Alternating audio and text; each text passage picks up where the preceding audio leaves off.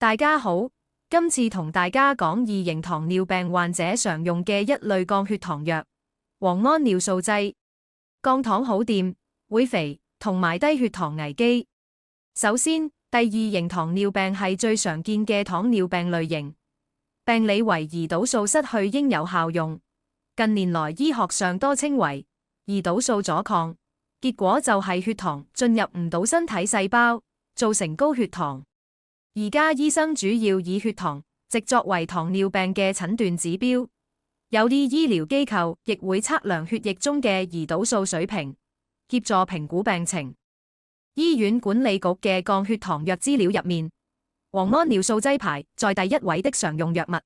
類藥已經使用咗幾十年，好多臨床經驗。香港常用係第二代同第三代磺胺尿素劑，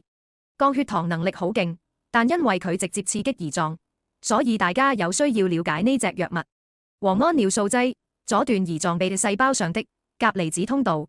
係刺激胰臟分泌更多胰島素，之後胰島素再幫助血糖進入細胞，血糖下降。所以當藥物開始發揮作用嘅時候，無論你當時血糖高定低，藥物都會按照自己嘅作用時間繼續運作。醫生處方藥物嘅時候，係根據你最近嘅血糖水平、嗰時狀況去決定劑量。如果你突然食少咗、遲咗食，甚至唔舒服唔想食飯，但藥物仍然繼續刺激胰臟分泌胰島素，就有機會令血糖跌得太低。低血糖係磺胺尿素劑最關注嘅副作用。當血糖過低時，患者可能會出現心跳加速、冒汗、手震、頭暈、視力模糊同疲倦等症狀。有啲人仲會覺得特別肚餓。如果情況再嚴重，腦部因為缺乏葡萄糖供應，可能出現神志混亂，甚至昏迷，更會危及生命。以前低血糖嘅人急性入院係好常見，好在醫護人員加強咗病人教育，患者對低血糖後嘅發生同處理能力提高。除咗低血糖之外，磺胺尿素劑另一個較特別嘅副作用就係體重增加。其實接受胰島素注射治療嘅患者亦有類似情況，原因係胰島素除咗幫助血糖進入細胞之外，